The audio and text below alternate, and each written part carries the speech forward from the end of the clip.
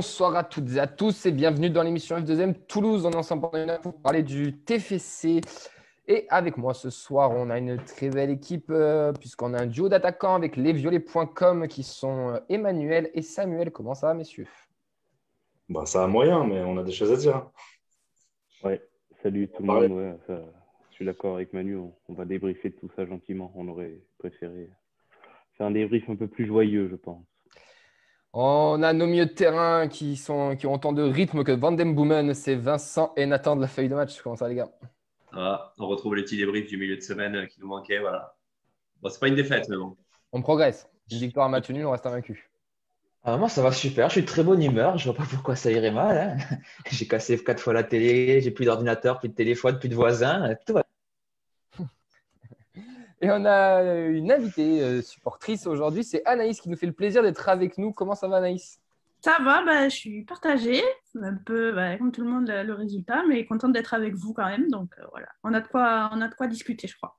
Oh oui, on va bien discuter de plein de choses d'ailleurs parce qu'on a un gros programme, les amis. On va débriefer évidemment ce TFC Pau avec l'info de la soirée, hein. C'est le 2 partout de nos Toulousains qui du coup ne pourront pas accéder directement à la Ligue 1 et devront jouer un barrage. On va y passer un petit peu de temps sur ce match, bien sûr. Ensuite, on fera un retour sur TFC Caen. On parlera aussi de l'hommage à Christophe Roveau. On finira par la preview de Dunkerque TFC et on enchaînera sur la preview de Dunkerque TFC, les pronos, et on finira par l'interview supporter de Anaïs qui nous fait le plaisir d'être là. Elle a même mis dans le mail qu'elle venait exprès pour ça, donc c'est que ça, c'est pas pour rien qu'elle est avec nous ce soir, Anaïs. Pas difficile de lui faire perdre les nerfs. Enfin, quand on a vu Zico et Socrates rater des pénaltys, pourquoi pas Maradona? Toulouse, dont on connaît la créativité en termes de coups de pied arrêtés avec de multiples combinaisons. C'est parti, Ben Yedder. Ah, Maga de la tête! Incroyable! Yann Podigère pour frapper ce coup franc. 10 minutes à jouer dans cette rencontre, c'est parti direct! Et c'est marqué!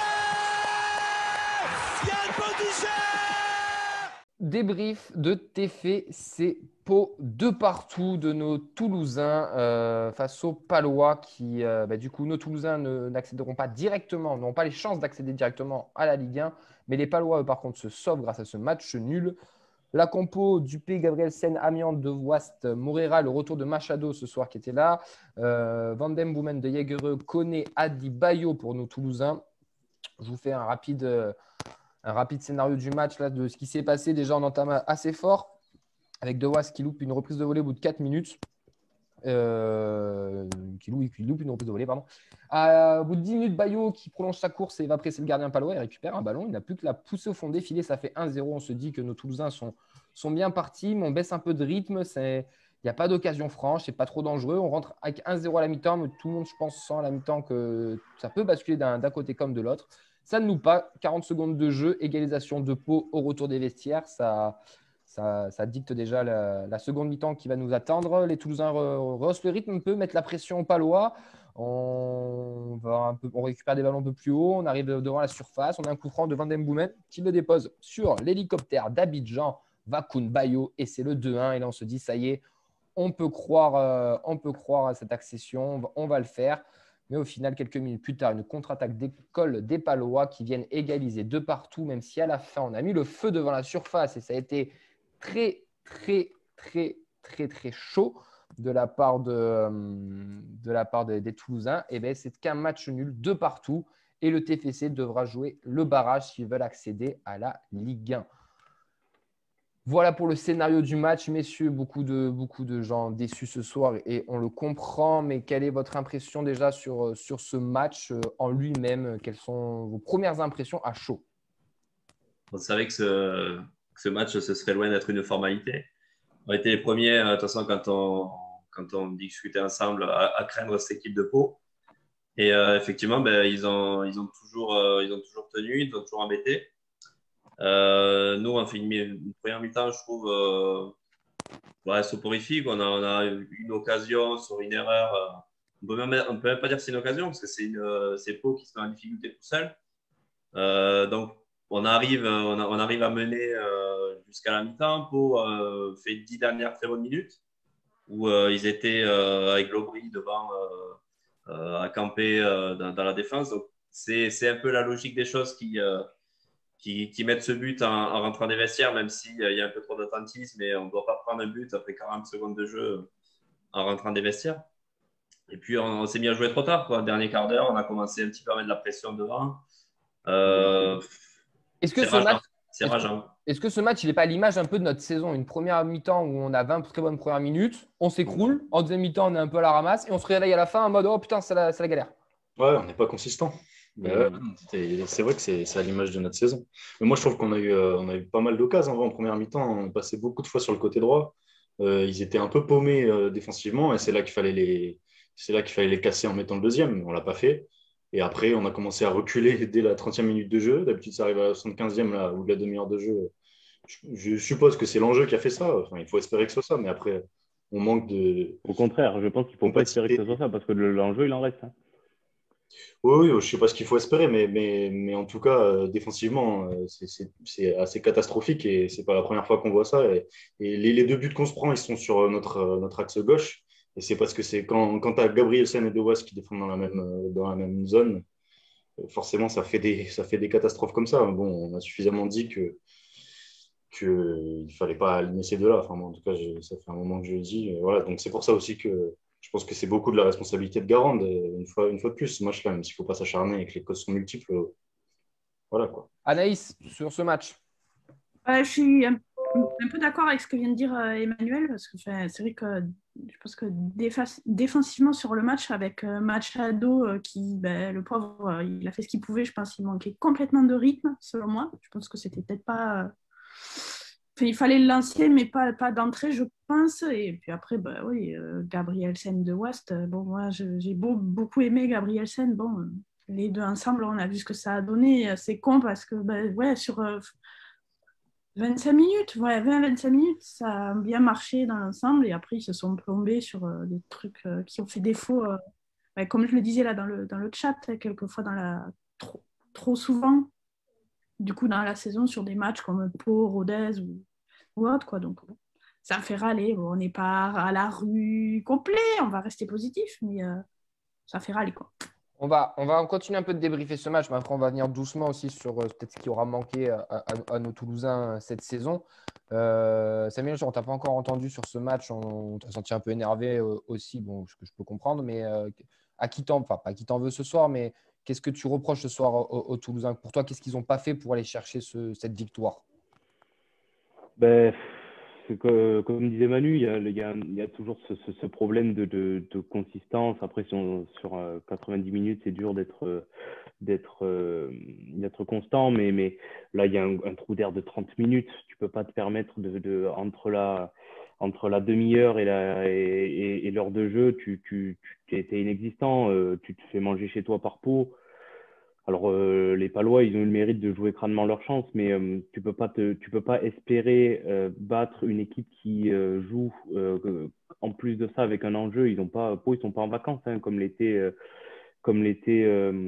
aidez-moi, le dernier déplacement qu'on a fait où on a gagné là, avec la frappe de Koné.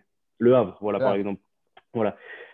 Pau, ils avaient quelque chose à aller chercher, c'est-à-dire un maintien. Voilà, ils se sont défoncés. Et puis oui, il y a des choses qui sont à redire. Je sais pas, Patrice Garand, il faudrait peut-être revoir ça défensivement, c'est une catastrophe, quoi. La charnière, cette charnière de Vaast Gabrielsen. On le dit on le dit, on le répète. N'en déplaise à ceux qui ne jurent que par Sébastien de Waas parce qu'il donne des maillots sur Twitter. Ceux qui objectivement regardent les matchs et il faut se rendre à l'évidence, ce garçon, c'est une erreur, c'est une erreur de recrutement. Et à mon sens, un peu comme tu voulais évoquer les erreurs qui nous coûtent la montée. Après, ça viendra après. Oui, j'en parlerai tout à l'heure. Mais moi, de Waas, je te rejoins. Moi, je trouve qu'il a une cote de popularité sur Twitter. C'est un mec génial. Il gère ça comme de ouf. Et bien sûr, il donne des maillots, alors forcément, il est formidable. C'est un bon joueur, je trouve. C'est un bon joueur de Ligue 2, il nous a apporté quelque chose, mais de là à dire qu'il est exceptionnel et que c'est le taulier de la défense. Après, je fais un constat. On marque beaucoup de buts aussi sur coup de pied arrêté.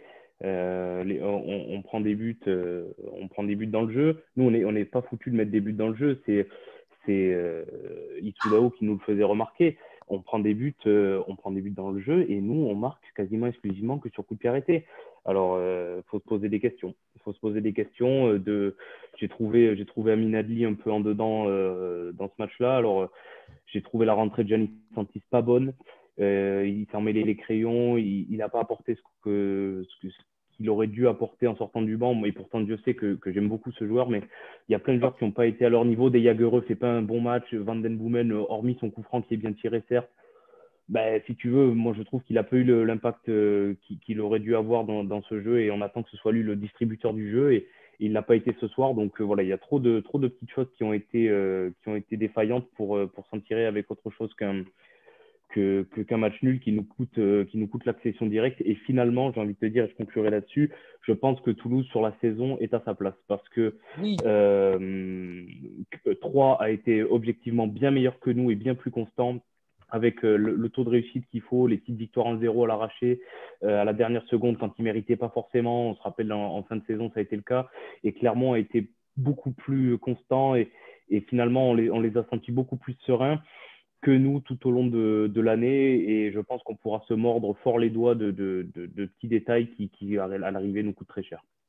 Je suis content qu'un Toulousain dise ça parce que moi, à chaque fois que je dis ça, on me traite de comploteur, enfin de complice, d'auvergnat, tout ce que vous voulez. D'illettré surtout. J'en perds mes mots parce que tellement que j'en ai marre. Mais si on est objectif, le TFC est à sa place en étant troisième et Clermont a été beaucoup plus régulier que nous cette saison. Et je pense, et je le répète encore, je l'ai déjà dit ici, si en début de saison, les gars, on nous dit qu'on est troisième, que jusqu'à la dernière journée, on jouait peut-être la montée directement, au bout de la deuxième journée, je pense que pas tout le monde aurait cru, on aurait tous signé. Donc, 0 points au bout de 2 journées, je te le confirme. Voilà, donc c'est pas fini. Il nous reste des barrages, il nous reste encore plein de choses à faire. On va y revenir après, mais c'est pas encore fini. Vincent, des réactions des gens qui nous suivent sur la page lesviolets.com et la feuille de match, est-ce que tu peux nous dire ce qui se dit un petit peu sur les réseaux et après, avant qu'on rentre un peu plus en détail sur les erreurs de cette saison? Je voudrais juste te dire un mot personnel sur le match de Pau. Concrètement, Pau a fait un très bon match et il mérite pour moi de jouer en Ligue 2. J'ai pu voir quelques matchs sur des multiplex ou quoi. Je trouve vraiment que c'est une équipe qui vaut le coup d'évoluer à ce niveau-là. Pareil, quand on voit quand même depuis le match amical qu'on a fait cet été à Saint-Gaudens, il y a quand même des progrès des deux côtés. C'est un peu pour relativiser tout ça. Mais sinon, après, un commentaire, énormément de réactions. Il y a un peu de tout. On a Julien qui résume le gros défaut du TFC selon lui, c'est un mental de poulpe, tout simplement. Pour Kevin, sur la physionomie de la saison, 3 est clairement réalisé une saison beaucoup plus régulière et dans le jeu, on sent que Toulouse peine, c'est vraiment trop poussif. On a beaucoup de retours sur le coaching de Garand, que ce soit Sébastien qui trouve qu'il est pas top. Nourdine qui nous dit depuis 3 mois notre 3-5-2 ne marche plus et on n'a jamais changé. Garand y est pour beaucoup. On n'aurait pas des individualités comme de Yaguerre, Adli ou Koné, on serait 15e quand on ne produit rien du tout. Autre élément, on a Sébastien aussi qui parle un peu de fait de jeu, comme le poteau sur le 3-1, car finalement, si on marque ce but-là, c'est plus du tout le même match. On a Olivier Béranger, pour lui, il y a une petite faute à la fin sur la dernière action, sur le gros cafouillage de la surface. Pour lui, ça mériterait le penalty. Je ne sais pas ce que vous en pensez. Et on a beaucoup de personnes quand même qui relativisent sur le fait que les barrages, on les mérite et que surtout, ce n'est pas fini. On peut passer par les barrages. Mais il y a quand même un mécontentement général. Et pour Olivier, par exemple, contre Dunkerque, il faudrait mettre l'équipe réserve pour préparer pour le barrage, qui n'est pas gagné, loin de là. Il va falloir quand même dépasser ces 4e et 5e. Et on va affronter le vainqueur de Grenoble Paris FC quand même. Donc, ça fait des paramètres en plus à prendre en compte. Ouais. Anaïs, est-ce que pour toi, il y a penalty à la dernière action? J'ai envie de dire oui, mais… Mais non, il faut arrêter. Mais… Allez. Ouais, non, enfin… Non, mais… On a envie de dire oui parce que c'est la réponse facile, mais… Mais bien sûr que non. Il faut ouvrir les yeux, il n'y a jamais pénalty. C'est Koné qui se jette comme un mongol, il rate le ballon. Oh, il y a eu des pénaltys pour moins que ça. C'est faute de Koné, point barre. Clairement, il y a eu des pénaltys pour moins que ça. Faute à les Toulousaine. Ben, la faute, c'est Koné qui fait, il se jette et puis il se découpe en deux, il rate le ballon. Il y a faute de Koné, point. Il faut arrêter de chercher des pénaltys imaginaires. Alors, je ne suis pas du tout d'accord. De toute façon, c'est C'est pas de la faute. Après, de toute façon, voilà, ils ont foiré le match, On ne peut pas parler trois plombs là-dessus. C'est fait. Oui. Pour l'ensemble de la saison, on est à notre place, c'est sûr. Est-ce que tu en veux à Garand de toi, Anaïs, avant que, par rapport à tout Avant ça, que Samuel dise oui. avant que Samuel le démonte peut-être. Mais toi, Avant est-ce que... ouais. Ouais, moi, j'ai du mal à dire... ouais, je suis un peu entre deux, mais... ouais, j'ai quand même, sur certains matchs et tout, sur certains coachings et tout, quand j'y repense, je me dis... Oui, sur une vision globale de la saison, est-ce que pour toi, il aurait pu faire mieux, Patrice Garand, et peut-être pas être à la 37e journée, 3e, mais peut-être un peu plus haut? Ou pour toi, bon, c'est des faits de jeu et c'est un peu comme ça? Ouais, on ne peut pas faire que tout sur des faits de jeu. Ouais, j'ai envie de dire oui. Pour répondre à ta question clairement, ouais, il y est sur beaucoup de matchs. Je pense que ça n'a pas été géré comme il fallait. Après, bon, je ne suis pas à sa place, je ne suis pas coach, mais loin de là. Mais bon, ouais, Messieurs, ça m'a déçu, quoi. Messieurs, est-ce que vous en voulez à Patrice Garand sur cette Tu sais saison? qu'il y a une bonne nouvelle, Camille, quand même, parce qu'on a changé de slogan. On est toujours debout, là, donc ça va. Donc là, la bonne idée de la com du TFC, c'est avant un match TFC Pau, de sortir un slogan, toujours debout. Donc là, on est toujours debout, mais en Ligue 2. Officiel encore, si. Ah, mais après, je veux bien qu'on soit déçus, les gars, et on l'est tous, et on est tous un peu frustrés. Il n'y a rien qui va, Cette saison, le elle n'est pas timing n'est finie. pas Mais il n'y a bon. rien qui va, mais cette saison, elle n'est pas finie, putain. On est quand même 3e de Ligue 2. Non, je te parle de ça, de la gestion de ce truc-là. Ça, si tu veux, mais C'est penser avec les pieds, quoi. C'est à l'image du club, c'est à l'image de la saison du club, c'est penser avec les pieds, quoi. Il y a des choses qui... Non, t'es dur. Ouais, il y a des choses qui sont à revoir. Attends, comment tu m'expliques? On l'a déjà dit ici, mais comment tu m'expliques que Machado n'est pas de doublure, quoi? Ce gars, il est à court de rythme complet. La seule solution, c'est Diarra. Non, mais il y a bien un problème quelque part. Il y a un bug dans la matrice, rassurez-moi. La data, elle a déconné un moment. Ouais, après, moi, je ne connais pas par cœur les effectifs de Clermont et Troyes, mais je ne suis pas persuadé qu'ils aient doublé tous les postes. Certainement pas Clermont. Tu vois. Autant Troyes, ils ont, on va dire, 18-20 joueurs qui sont vraiment au niveau pour jouer le haut de tableau. Autant Clermont, pour le coup, ils s'en sortent bien par rapport à l'effectif qu'ils ont. Et ça, c'est parce qu'ils ont un projet de jeu global, parce qu'ils ont Gastien à la tête de cet effectif-là. Donc, bon, mais ça, on l'a suffisamment dit. Après, effectivement, tu as raison de dire, Camille, que c'est pas fini, mais quand même, là, on est en droit de se dire que c'est un immense gâchis. Quel gâchis de se retrouver 3e avec une équipe en Ligue 2 qui a des joueurs comme Amiens, Machado, De Higuereux, Atli, Koné. Mais franchement, dans 3-4 ans, on va regarder cette équipe, on va voir où sont ces joueurs. Ouais, on va dire qu'il y a un budget. Attends, on est quand même. Fait avec cet effectif-là, quoi. Et donc là, on hypothèque nos chances parce qu'on se retrouve à devoir jouer un play-off plus un barrage aller-retour qui va être évidemment en faveur de l'équipe de Ligue 1 vers la TLC. Donc peut-être que ça finira bien, mais n'empêche que c'est pas normal qu'on se retrouve là, quoi. Vincent.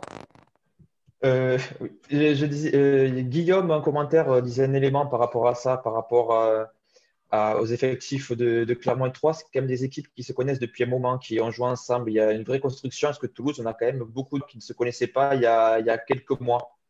Donc, il y a ça aussi qui peut compter sur la saison. Il y a aussi peut-être ce manque de mental, de lien, de solidarité. On n'a jamais eu de match référence aussi cette saison.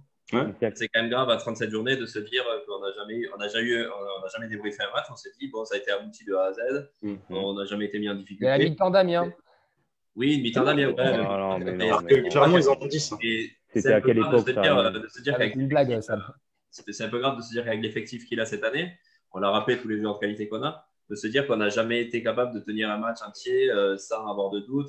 Voilà, c'est là où on avait un peu à Garand d'être resté un petit peu dans son 3-5-2. Là, il est passé en 4-4-2 en fin de match sous la pression parce qu'il savait qu'il fallait qu'il balance tout devant. Et voilà, mais c'est vrai qu'on n'a jamais vu trouver de solution alternative sur la saison quand il voyait que l'équipe fatiguait un peu. Mais excuse-moi, Nathan, parce que quand tu dis que les joueurs, il n'y avait pas de lien, tout ça entre eux, au bout d'un moment, c'est à l'entraîneur de faire le lien entre les joueurs, non? Mais on est d'accord. Je suis d'accord avec toi.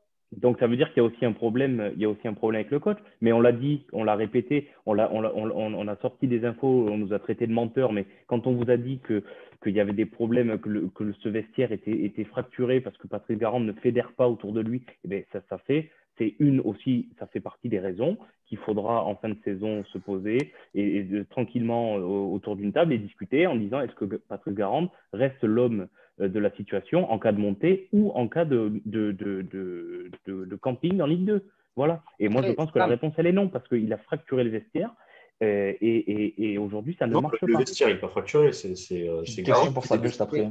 C'est dur, Sam, c'est dur. Vincent, vas-y. Non, tant qu'on est dans la polémique, Samuel, qu'est-ce que tu penses de la stratégie vaccinale du gouvernement? Je te sens lancé là, donc vas-y, déballe ton sac. Ok, non mais moi, juste Emmanuel, tout à l'heure, tu as parlé des joueurs, de tout ce que tu as dit sur tous les joueurs que tu as cités. En soi, combien de joueurs on connaissait vraiment avant le début de la saison? Combien de mecs on avait en Oui, mais c'est pas le sujet parce qu'entre-temps, il y a eu 37 journées qui ont été jouées. Ouais, il y a eu 37 journées, mais il y a une défaite face à Dunkerque au début de saison que tu dois jamais perdre et que Dunkerque joue le maintien.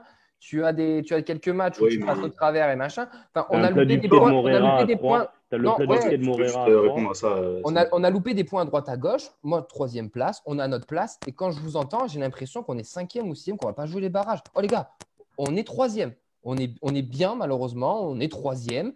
Ça fait chier ce qu'on ne monte pas directement, mais c'est pas. Enfin, je sais pas au bout de combien de temps cet argument est périmé, mais les 4 premières journées, ça fait longtemps qu'on a rattrapé ce retard. En fait, il y a un moment où on a été 2e pendant plusieurs journées d'affilée. Donc en fait, la saison, on la perd pas en début de saison. On la perd là sur la suite. Quand on se chie dessus, alors qu'on a tout, on a notre destin en main, on a un effectif largement composé avec des joueurs. Tu n'as pas ton destin en main ce soir. Ce soir, tu n'as pas ton destin en main. Enfin, non, mais la faute à qui? À nous. C'est nous qui on s'est raté plusieurs fois, alors qu'on a passé un long moment 2e. On n'a jamais voulu prendre la première place. On a raté des moments décisifs. Donc, le fameux tournant de la saison, ce n'était pas en janvier et février quand on avait tous les gros matchs. On s'est dit attention, ça va être là où on a été bon. Après, on a été très bon. C'est après. On a enchaîné les défaites à l'extérieur, la Rodez.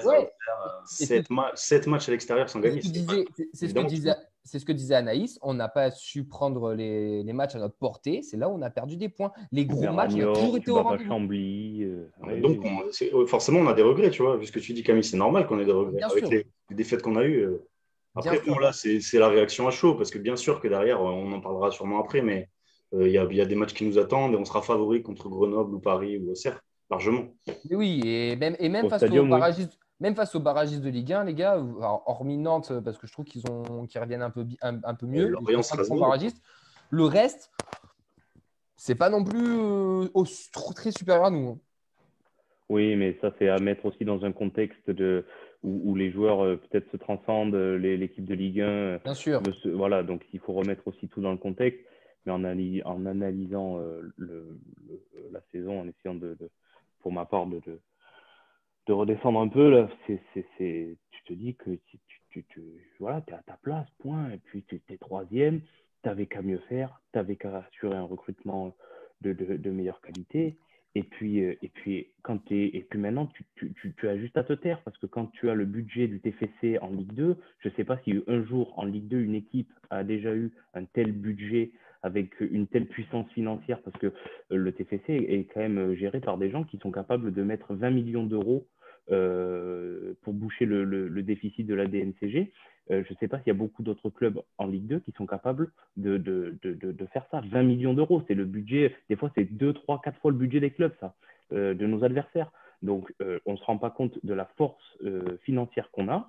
Et je pense qu'aujourd'hui, c'est tout simplement anormal d'en passer par les barrages avec autant d'argent, même si dans le football, l'argent n'a pas tout fait. Et heureusement, parce qu'on le voit bien même en Ligue 1, le PSG, qui est supérieur à tout le monde, va se faire doubler par Lille.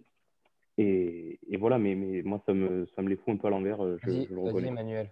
Ouais, juste pour réagir vite fait à ça, moi je pense qu'il faut plus faire le procès du fond de jeu, on va dire de Garande, mais c'est un peu brutal de faire le procès de Garande. La question, c'est plus le fond de jeu et Garande et ce qui s'est passé sur le terrain que ce qu'a fait Redbird en soi, parce qu'après c'était une saison particulière, donc évidemment ils n'ont pas investi des sommes folles, et malgré ça, on était tous d'accord. C'est pas Redbird que j'en veux. Non, attends, globalement, le mercato, il a été cohérent. On a recruté des joueurs très bons. Enfin, je pense qu'on est tous d'accord aujourd'hui pour dire que l'effectif, on l'avait et on l'a toujours. Donc, à mon avis, il ne faut pas le faire à Redbird ou au recrutement. Ou alors, éventuellement, on parle du recrutement d'hiver qui, effectivement, là, nous a plombé. Parce qu'on connaissait nos faiblesses et là, on n'a pas réagi. Dans son ensemble, le recrutement est donc moyen. Malgré ça, on avait largement de quoi monter. On a toujours largement de quoi monter. On a toujours quoi largement monter, Emmanuel. Ne pas passer, bordel. Parce qu'on va monter, vous allez voir qu'on va être le premier club de Ligue 2 avec les nouveaux barrages à pouvoir évoluer en Ligue 1 la saison prochaine. Vincent, des dernières réactions et après on va enchaîner. Beaucoup de réactions. Là, c'est vraiment hardcore. J'ai du mal à suivre tous vos commentaires. Parmi ceux qui sont sortis, c'est cette crainte limite plus forte contre le vainqueur du barrage entre le 4e et le 5e que contre l'équipe de Ligue 1. Il y a quelques commentaires comme Fred qui nous dit tu perds championnat, tu ne peux pas finir premier ou deuxième dans un fauteuil, ça c'est logique. On est quand même loin de l'objectif fixé initialement des 5 jokers dans la saison. Et on a quand même des messages positifs sur le fait qu'on est quand même barrage et que ça peut le faire. On a Jean-Max qui nous dit rappelez-vous les barrages contre Neulémide, puis Tours FC. Parmi les moments les plus au stadium, les barrages d'accession, ça peut le faire. Voilà. Messieurs, je pense qu'on a fait le tour de toute manière. Il y aura pas mal une émission bilan, je pense qu'en fin de saison. Une bonne nouvelle vient de tomber. Gabriel Sen suspendu pour le play-off. Tiens, ça c'est une bonne nouvelle. Mais pour finir, messieurs, les tops et les flops de ce match. Et après, on va enchaîner rapidement vos 3 tops. Anaïs, tes 3 tops sur ce match entre Pau et Toulouse. Le côté toulousain, tu nous mettrais qui? Et Toulousain, je mettrais Koné, n'a pas été dégueulasse, selon moi. Après, je citerais bien un défenseur, mais c'est chaud, quoi. Compliqué, là. Il y en a un qui a fait un bon match quand même devant. Il y a Bayo. Ouais, il y a Bayo, ouais. Bayo, ça oui, Bayo c'est moi. Hein, ouais. C'est le 3e de mon top. Oui, Bayo, oui. Sans hésitation, ouais.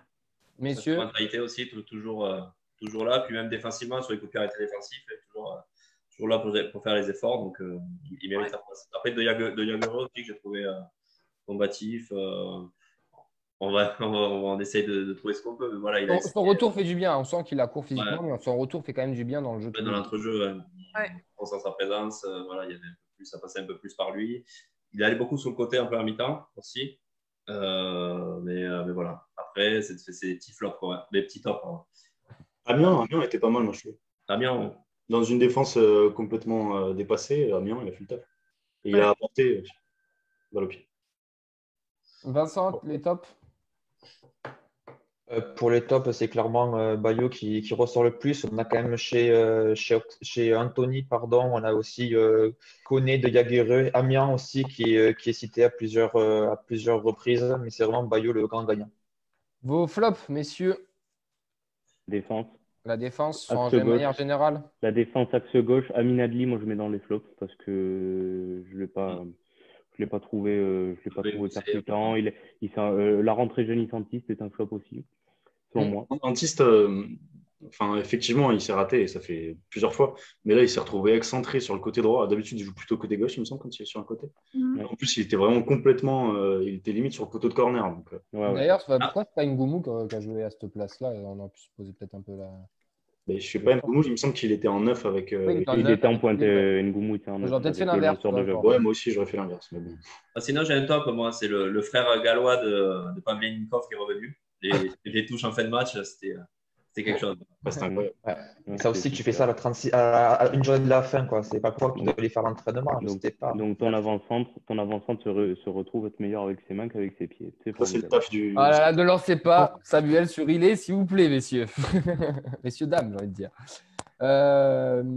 Anaïs, tu es d'accord avec les flops ou tu veux en rajouter un ou c'est bon? Non, je suis complètement d'accord là pour le coup avec ce qu'a dit Samuel. Là, défensivement, à gauche, et Adli, à côté.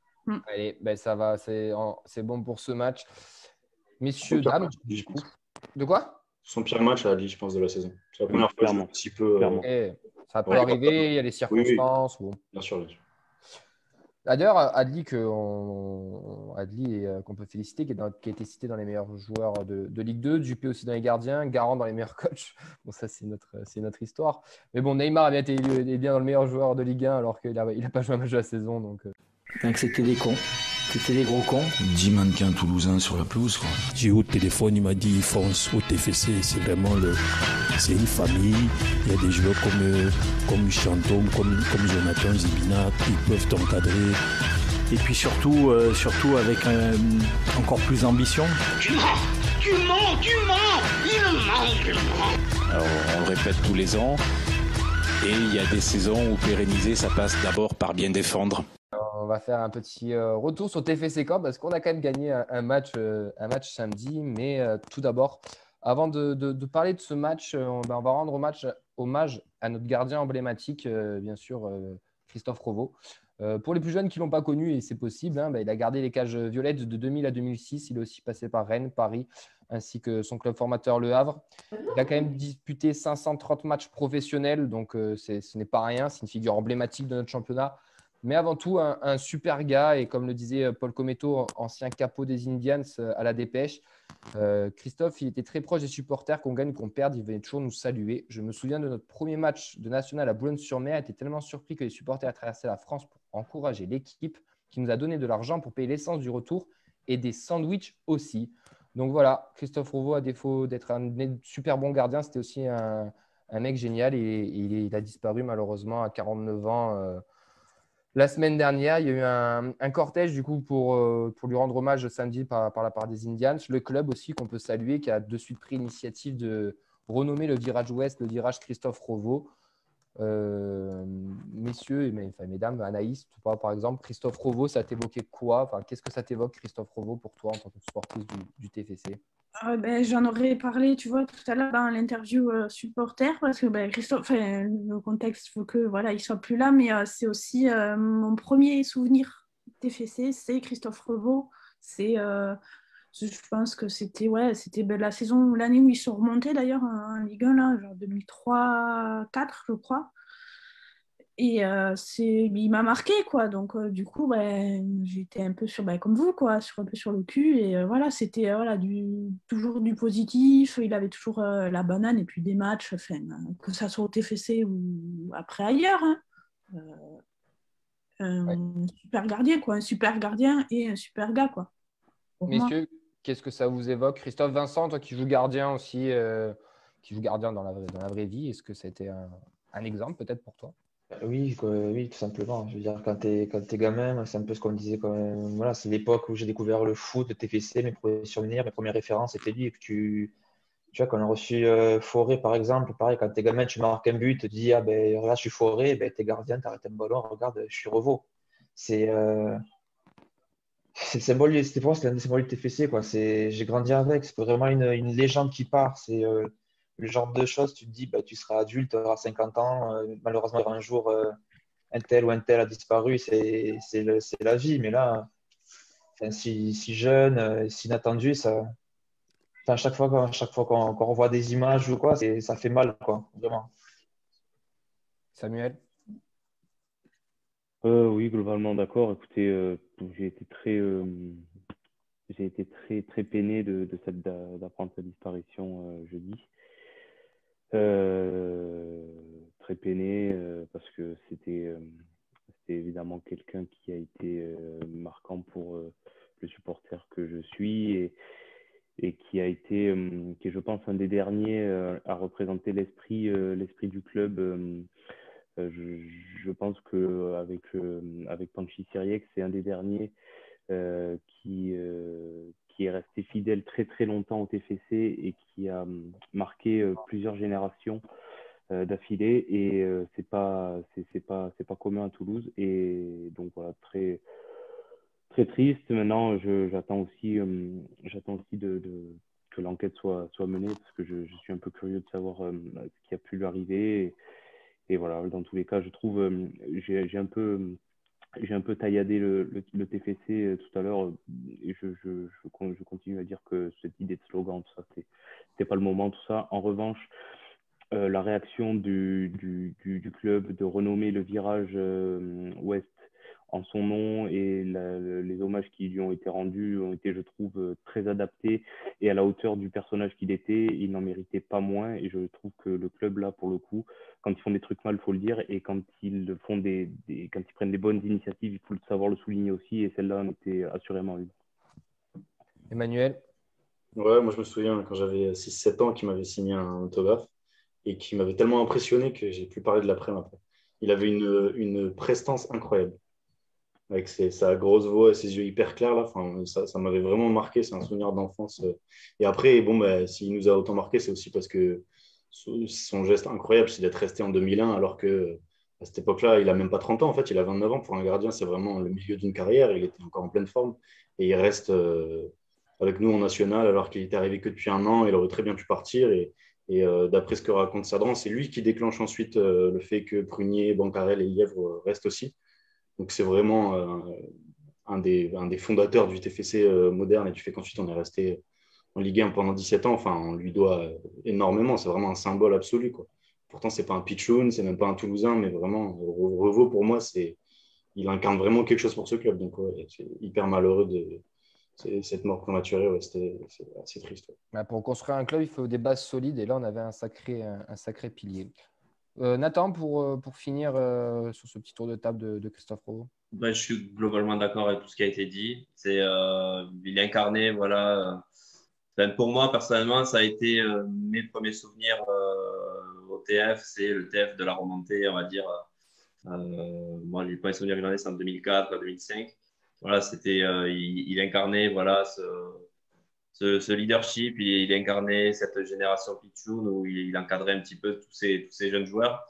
Voilà, un état d'esprit irréprochable. Les plus anciens, qui le côtoyaient, diront que voilà, il était quand même assez proche des supporters, qu'il avait une mentalité, voilà, qu'on aimerait tous aujourd'hui avoir dans un club, d'avoir ce genre de personnalité-là. Donc, ouais, très peiné d'apprendre sa mort et comme le soulignait Samuel tout à l'heure, je trouve le TFC, l'hommage qui a été rendu avec de renommer le virage ouest.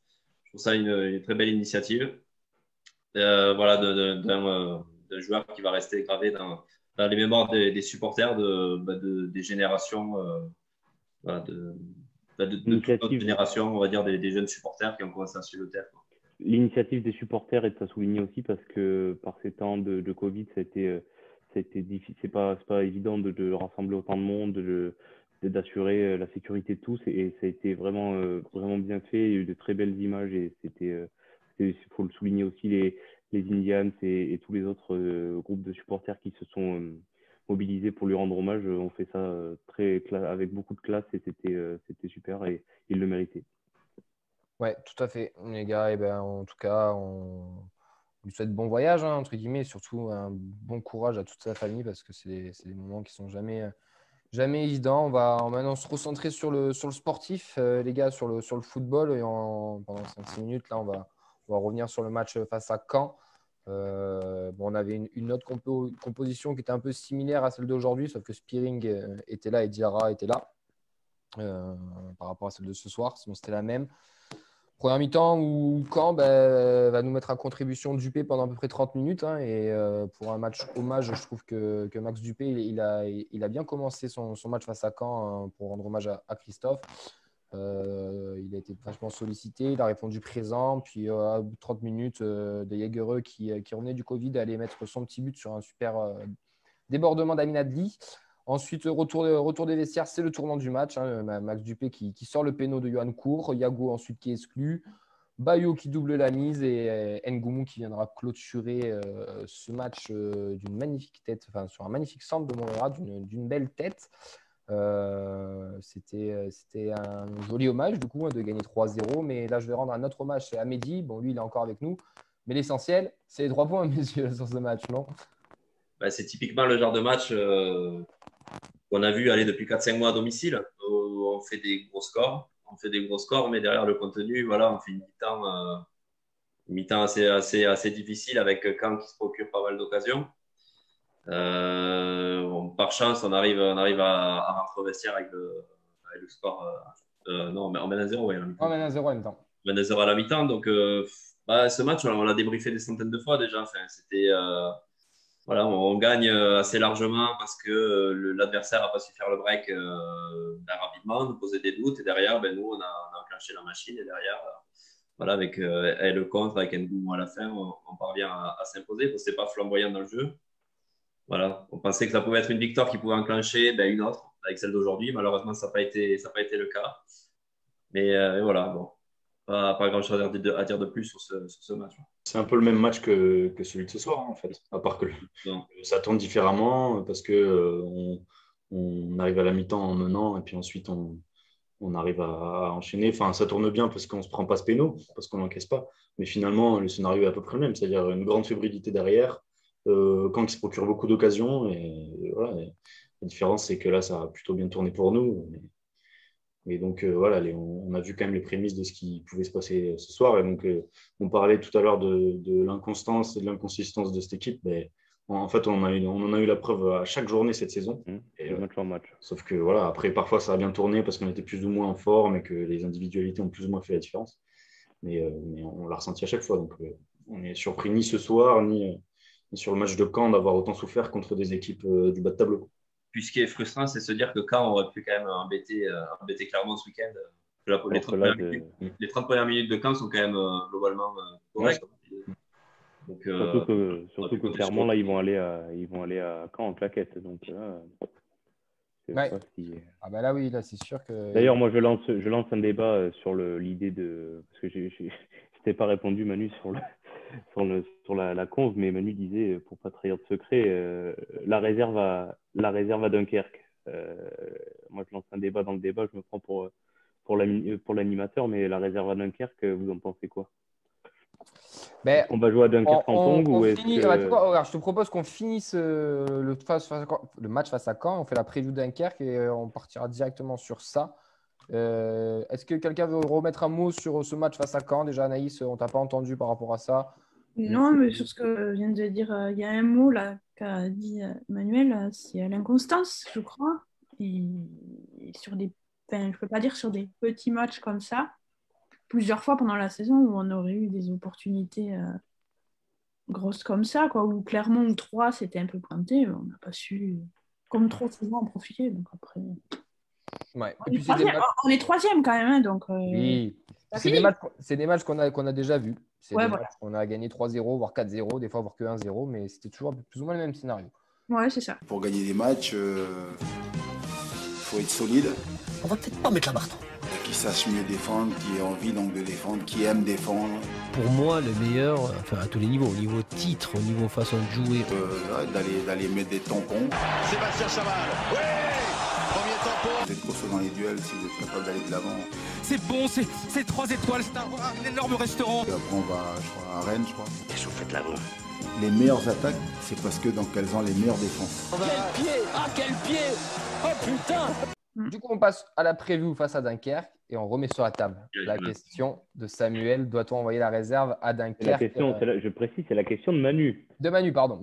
C'était pas une question, c'était une affirmation. Repris par Samuel. Une affirmation. Donc, pour toi, oui, mais non, après, il y a débat parce que c'était un peu sur le coup de la colère en plus d'après-match. Mais non, mais le débat mérite d'être posé quand même parce que c'est dans 3 jours en fait. Et après, vu l'enchaînement de matchs qu'on vient de vivre, et ce qu'on voit clairement sur le terrain, c'est qu'il y a des joueurs qui sont fatigués et des cadres en plus. Adli, aujourd'hui, je pense que c'est aussi un problème physique et c'est pas pour rien qu'il sort si peu. De Jaegereux, c'est pareil. Donc, on peut se poser la question quand même. Après, je crois qu'il nous restera une semaine. C'est le samedi suivant, le barrage, si je dis pas de bêtises, le play-off. Ouais. Il faut voir. Après, je ne suis pas un expert en préparation tactique. Faire tourner, je suis globalement d'accord. Parce qu'il y a des grosses échéances à préparer comme le playoff et le barrage. Après, il y a quand même une dynamique à garder, quoi. Il faut quand même arriver avec l'envie de faire un résultat à Dunkerque. Si derrière tu te prends une trempe à Dunkerque, puis tu arrives pour jouer le playoff contre Grenoble ou le Paris FC, voilà, ça casse une dynamique. Donc faire tourner obligatoirement, oui, parce qu'il y a des joueurs qui sont totalement RFC. Ça, c'est… Voilà. Non, on joue le 21. On joue dans 9 jours. On le voit tous. Ouais. Moi, je pense, pour te répondre, Manu, qu'il faut faire un mix des deux. Dans l'idée, il ne faut pas envoyer la réserve pure et dure, genre comme un Rumeli en Coupe de France, parce que ça serait cata, parce que là, je rejoins Nathan, tu casses une dynamique. Il ne faut pas envoyer l'équipe type totale non plus, parce qu'il y a des mecs qui ont besoin de repos. Il y a des mecs aussi qui ont besoin de retrouver du rythme. Donc, il faut essayer de trouver cet équilibre en mettant certains cadres qui peuvent jouer, d'autres qui sont en train de retrouver les rythmes, et peut-être récompenser certains jeunes. Un Ngoumou qui fait de bonnes rentrées ces temps-ci, peut-être le mettre titulaire sur ce match-là, peut-être voir deux autres 2 ou 3 autres jeunes, peut-être mettre même un Peterson, lui laisser un autre match parce que même si pour le moment, c'était pas ça, mais essayer de le remettre en confiance. Voilà, essayer de trouver un équilibre et sans forcément non plus mettre une grosse équipe ni une trop faible.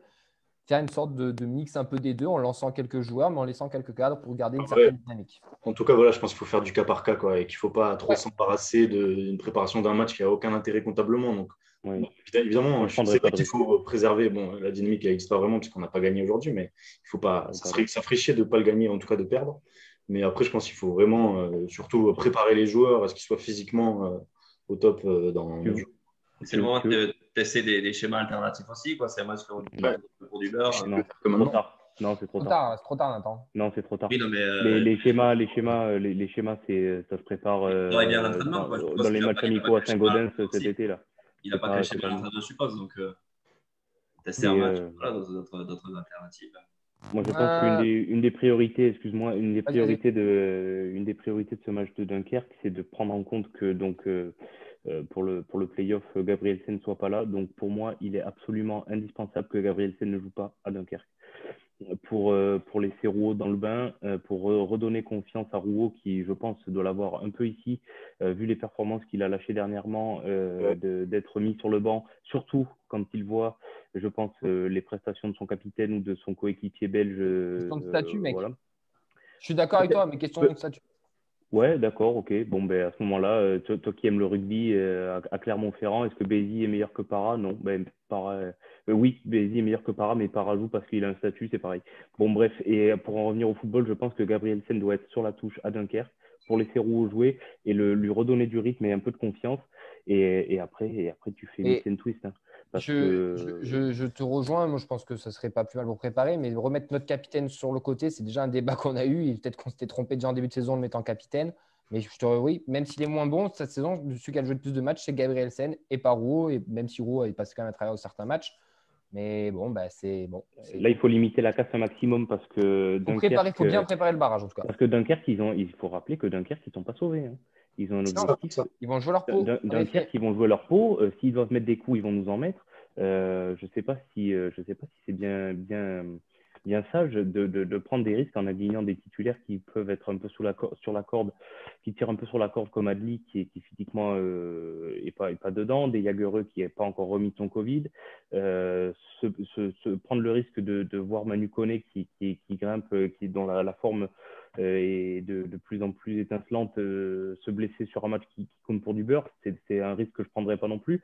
Donc moi je serais plus d'avis de faire un grand tour d'effectifs et de se garantir d'avoir la meilleure équipe possible pour les playoffs. Vincent, une réaction? Des réactions. Oui, des réactions des supporters qui sont assez partagées. Donc, d'un côté, faire tourner, laisser la chance à certains joueurs qu'on a vu s'exprimer un peu en coupe et qui pourraient quand même avoir un peu plus de temps de jeu sur cette saison. Le fait de faire une équipe un peu hybride. On a aussi des personnes qui disent qu'il faut garder une équipe car ça pourrait être vu comme une sanction et aussi ça pourrait faire perdre le rythme. Et on a aussi Guy qui relevait qu'il ne faut pas non plus faire n'importe quoi parce que ça pourrait quand même fausser le championnat vu que Dunkerque peut encore se maintenir. Ouais, alors ça, désolé, mais... On a le PSG quand même. Ouais, on a un playoff à préparer, quoi. Donc, Anaïs, pour le mot de la fin, c'est toi qui vas trancher. Un mix des deux, ce que tu as dit. Un mix des deux. Faire tourner Ngoumou, oui, Rouault, sans hésitation. Oui, Gabrielsen, voilà. Hein, on va pas lancer le débat. Je l'aime bien, mais non. Et donner le brassard à Amiens, ça serait une bonne idée aussi. Voilà, mais voilà, faire tourner, mais pas trop non plus. On en protège certains, on en relance d'autres et on prépare ce barrage à fond. Messieurs, votre pronostic pour ce match entre Toulouse et Dunkerque? Moi, je vais dire un partout. On va dire qu'on a une équipe un peu remaniée avec un but de Ngoumou. Vincent? Je dirais 1-0 pour Toulouse. But de... C'est quoi c'est Sébastien Rouault, c'est ça? Ouais. Oui, c'est ça. Ouais, Sébastien Rouault. Comme ça, si Devosti marque, ça compte aussi, du coup. Exactement. Anaïs? Allez, 2-1 pour le TFC avec un but de Rouault. Ouais, j'hésitais sur Rouault ou Sana, mais on va dire Rouault. Et pour faire plaisir, le deuxième par Ilé. Samuel, la transition est parfaite. Triplé de Ilé. Non, défaite 1-0. Oh, le fou voyeur quand même jusqu'au bout. Mais non, défaite 1-0, tu fais tourner. Dunkerque va jouer crânement sa chance. Moi, je reste dans ma logique. Je voudrais voir Toulouse faire tourner. C'est un match qui compte pour du beurre. Je les attends plus en play-off que là. J'en ai rien à foutre qu'ils gagnent là. Je te le dis. Attends. Brésil ou pas, on bat les couilles. On va pas se faire chier. Petit 0-0 des familles. Pour nous rappeler les petits samedis soirs de Ligue 1. Vincent, tu as les pronos de Yves, Auxence et Mehdi. Ouais, les absents ont toujours tort une fois de plus. Mehdi dit un partout avec un but de Ilé. Auxence, donc un partout avec un but de Skita, donc une bonne cote. Puis Yves, toujours dans la finesse, on l'embrasse. 4-0 et Clermont perd 3-0 et on se bouffe les couilles. Double Ilé, but dentiste et Machado. C'est le pire, c'est que c'est possible en plus parce que quand se les bouffe, je sais pas. Mais, le scénario catastrophe pour Clermont peut arriver aussi. On n'a même pas parlé, mais il y a une différence de 8 buts et ça peut arriver. Hein. Une victoire 5-0 pour nous, 3-0 pour Clermont. Et voilà. La marmotte, pourtant, sur Facebook, je dis partout qu'ils montent déjà Clermont, donc je sais pas. Oui, non, mais on va pas. Oui. Et ça, dans le football, regardez, Lyon un jour s'était bien qualifié en gagnant 7-1 au Dynamo Zagreb sans pas du tout truquer le match apparemment. Donc, ah oui, c'est vrai. Quel match. Tout peut arriver dans le football, messieurs.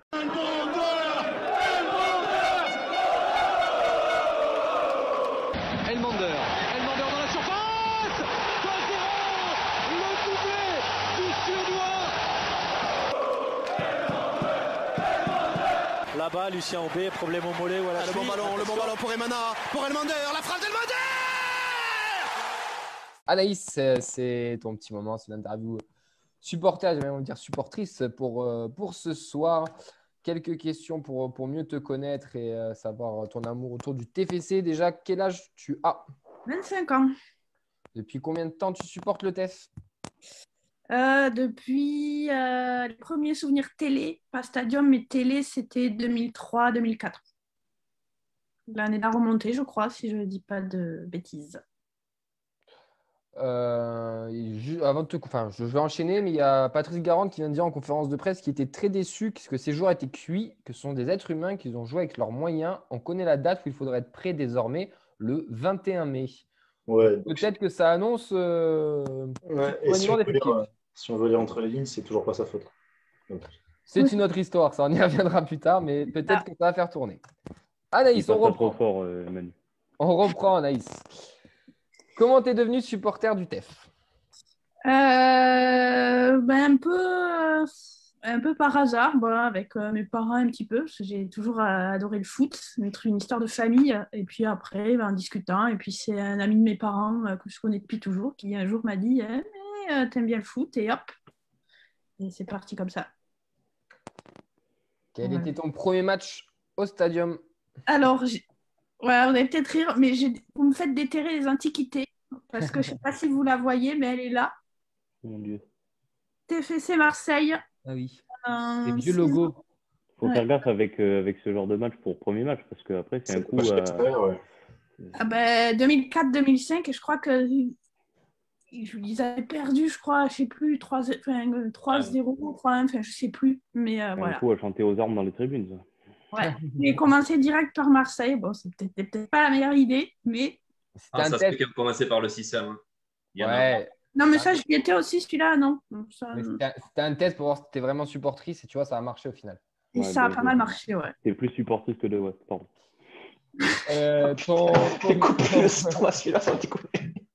Ton meilleur souvenir au stadium, enfin au stadium avec le TEF tout simplement même. J'hésite. Tu peux en dire plusieurs.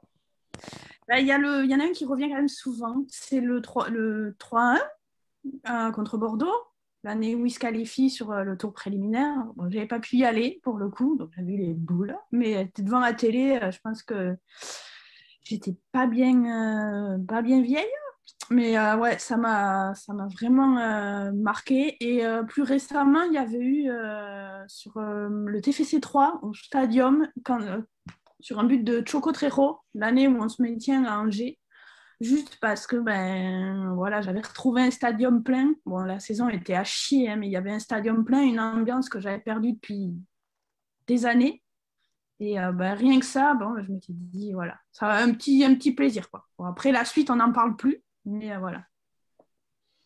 Yes. Ton pire souvenir ou tes pires souvenirs?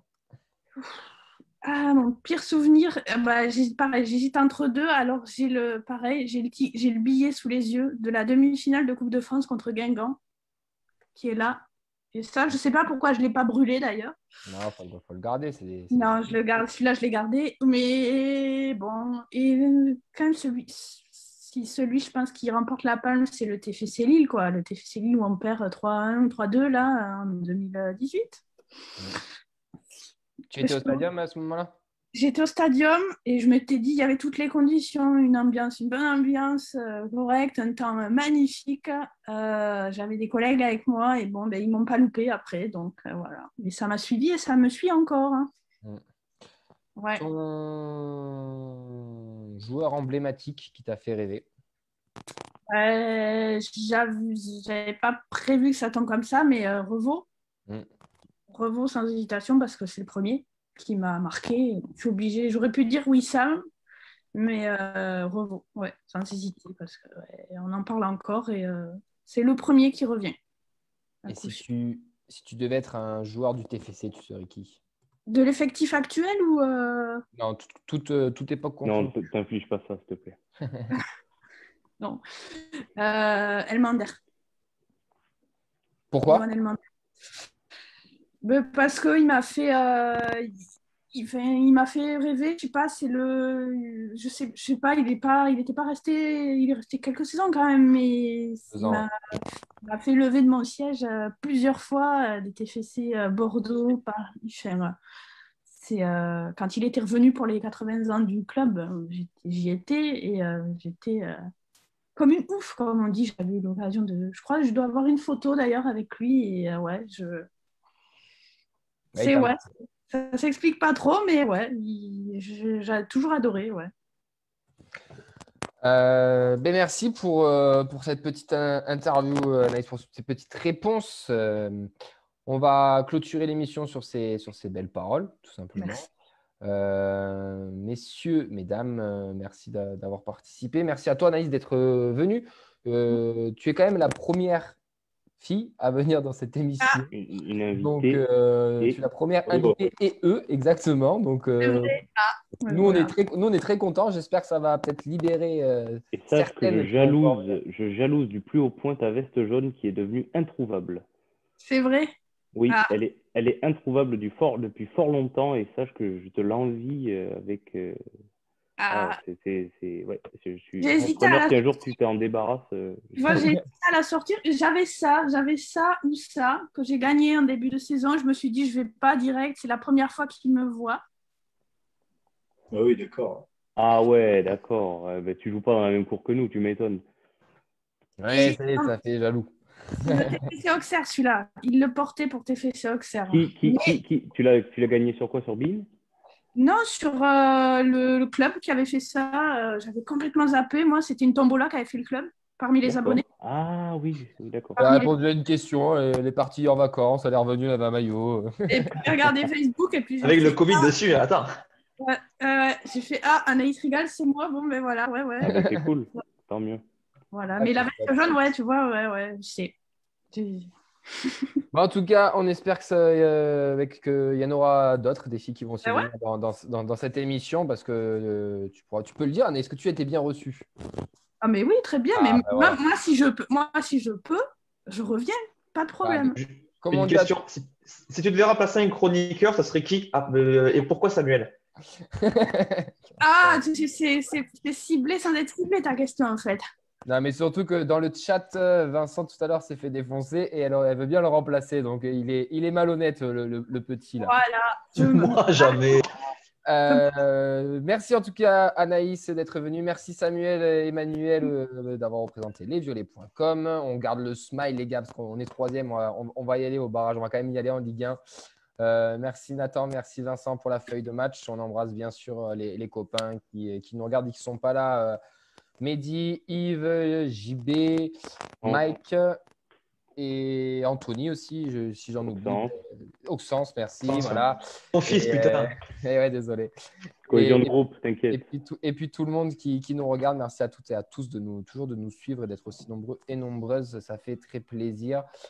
On se tient au courant, on vous dira. On avait prévu de faire quelque chose samedi. Du coup, vu la situation, je ne sais pas honnêtement si on fera quelque chose ou pas. Sinon, ça sera mardi prochain. Et après, il y aura peut-être des émissions spéciales pour les barrages. Rendez-vous le 21 mai. Voilà, il y aura plein de choses qui vont arriver. La saison n'est pas finie, messieurs, dames. On est 3e, on a des barrages à jouer. Regardez, au début d'émission, tout le monde faisait la gueule. Il y a des petits sourires qui sont en train d'arriver. Ouais, c'est sauté ça. Donc, Samuel a payé une veste. Regarde-moi ça. Donc voilà.